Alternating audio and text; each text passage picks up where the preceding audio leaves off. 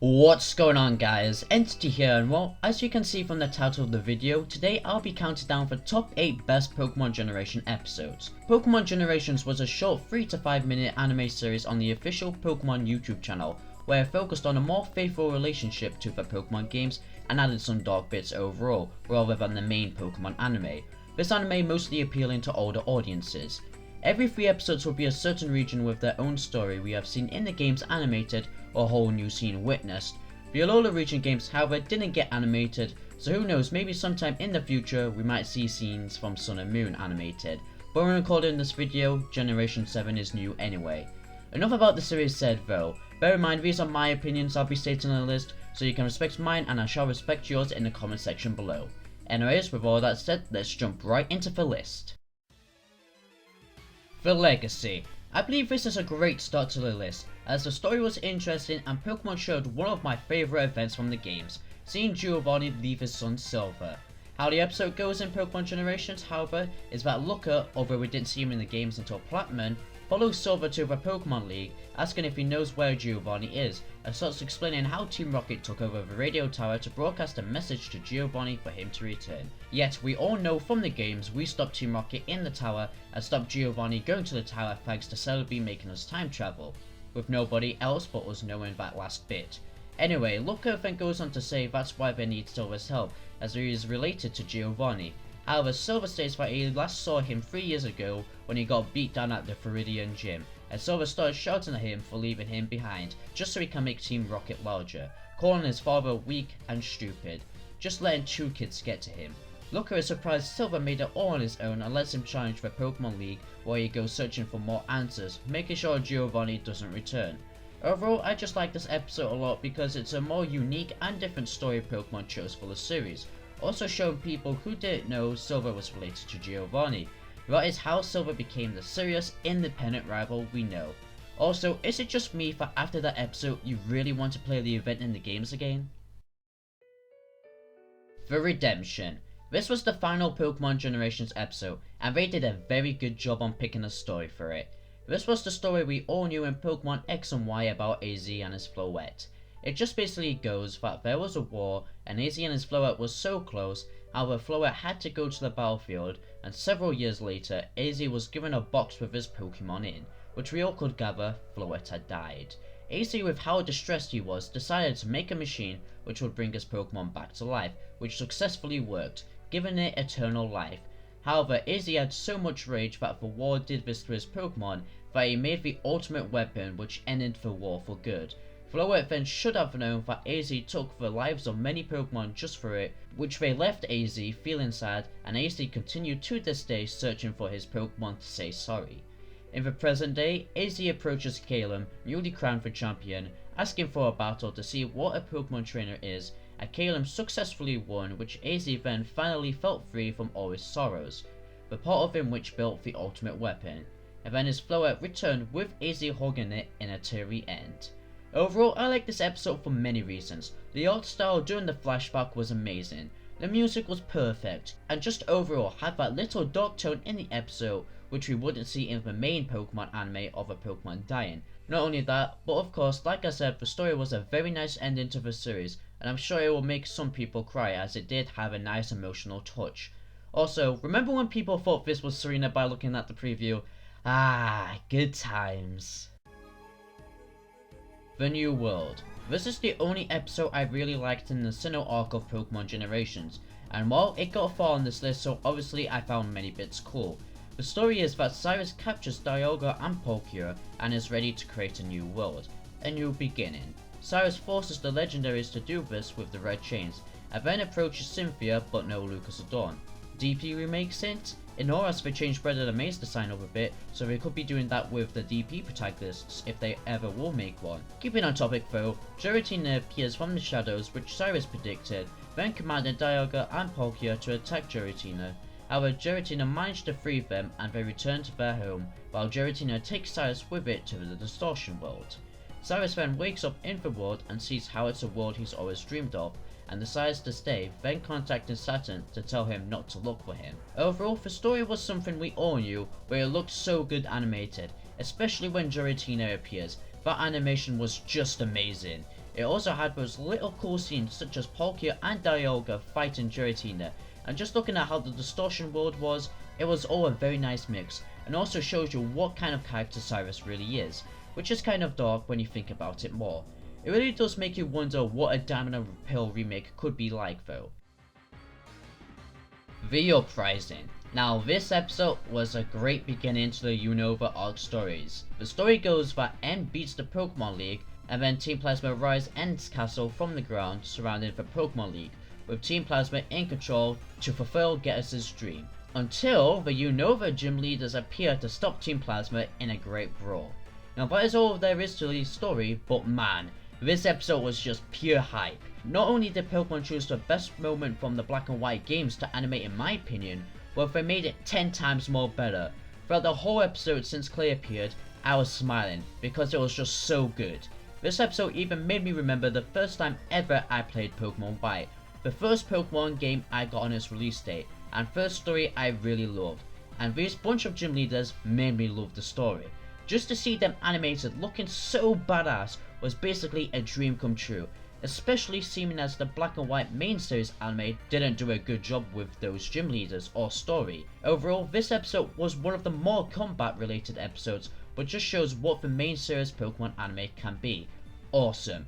Just seeing each gym leader appear battling with their Pokemon looking so cool made my day, and deserves this spot on this list.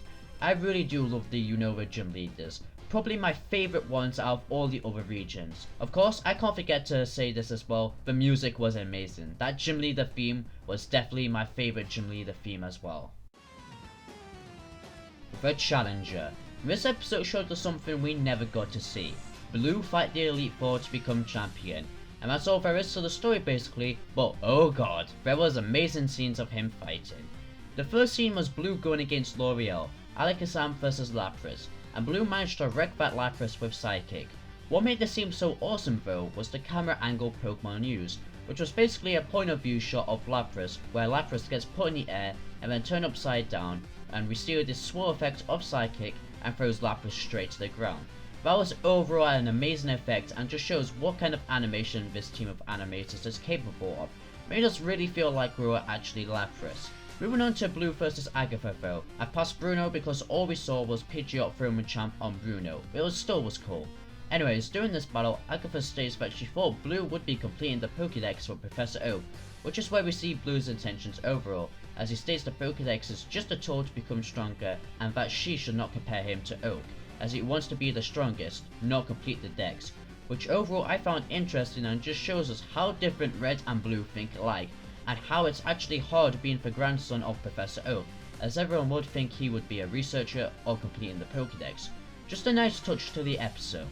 Finally, Blue comes to Lens, where we do see this cool scene of Blastoise going against Dragonite and many cool camera angles and animation. The episode ends off with Red confronting Blue, and we all know how that goes.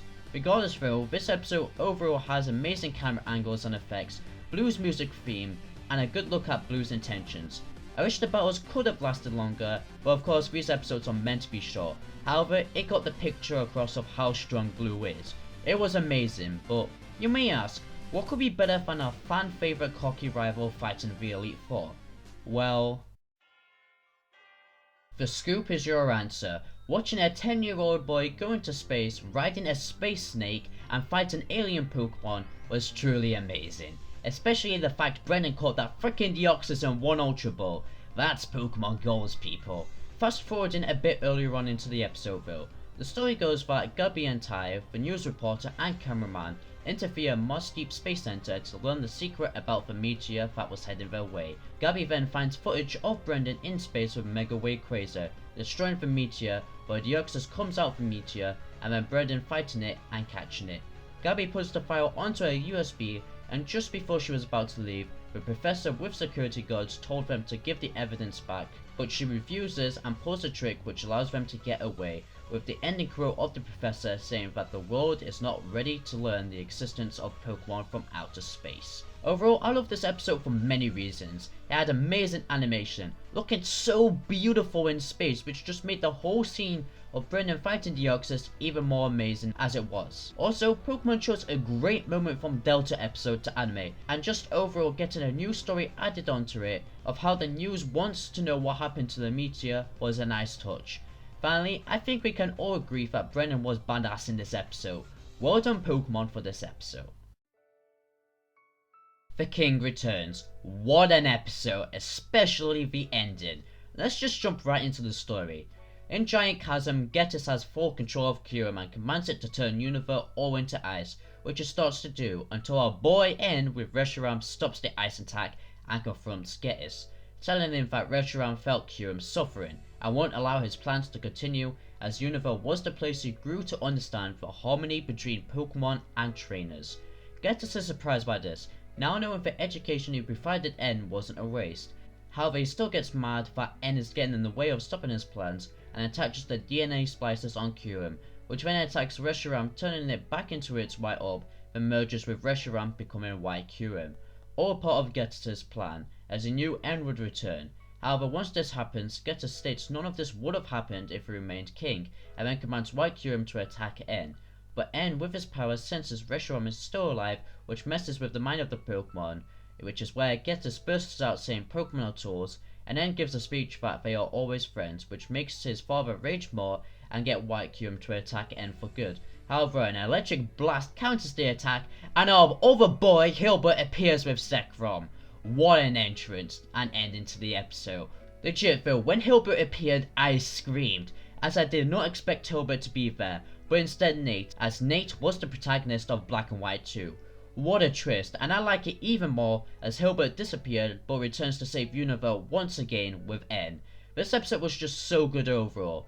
Again, like always, a great scene to animate. The lines spoken by the characters were interesting, and probably my favourite dialogue from the whole series. The battle animations were looking so good, even the merging animation was fantastic, and just how the episode actually started, that tracking camera, perfect use of an establishing shot. Of course, I have to mention this as well, the music. N's theme or Black and White emotion theme was absolutely perfect. This episode definitely deserved number 2 on this list, and I still can't get over Hilbert appearing till this day. The Vision.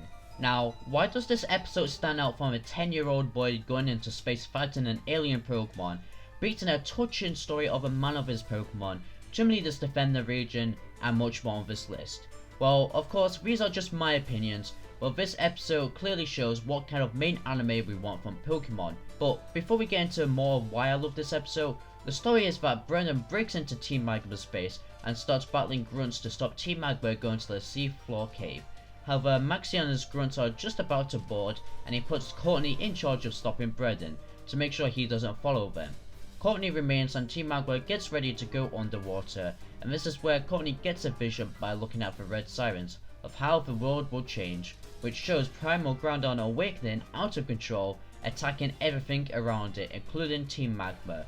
Courtney then returns to reality, wondering what the vision was about, and this is where Brendan confronts Courtney while Team Magma leave, and Courtney starts being a bit creepy, saying how she's gonna beat Brendan. Overall, this episode was packed with full of action, which I really loved to see. Even the opening to this episode was amazing. Just Brendan and Sceptile breaking down a door, then attacking grunts after grunts was really cool. And soon after that, we see this cool shot of Brendan and Sceptile running through smoke, which just shows how badass both of them are. Like seriously, out of every character in Pokemon Generations, Brendan has to be the most badass. Everything gets even more cooler when we see Courtney's vision. That scene of Primal Groudon going crazy, it was amazing to watch, especially the animation of explosions from Groudon's lasers. That was very well done. This episode even had cool transitions, such as when Courtney's vision ends from a laser going straight to the screen, it cuts to water flowing, which I really liked. Of course, as always, the music was spot on. The music definitely was action paced and felt even more great, and you know, Courtney's character was something I really loved. She just seems so innocent, but towards the end we see how creepy she can be, and how much she wants the world to change. Just imagine, everything in this episode could have been the main Pokemon anime series, which I'm sure many more Pokemon fans would watch if this was the case. Just overall a 10 out of 10 episode for me, and just overall gives me hope that Pokemon can keep giving us awesome stuff for the anime, like in this episode. And that was the list, guys. Remember, all of them were 100% my opinions, but of course I'd love to hear your opinions in the comment section below. So be sure to leave a comment of your top 8 favourite episodes and why they are. Also, if you did enjoy this content, be sure to hit that like button, it helps out a ton. Remember to turn on my YouTube post notifications so you never miss a new video, and subscribe. Thank you for watching, and see you all later, and stay tuned.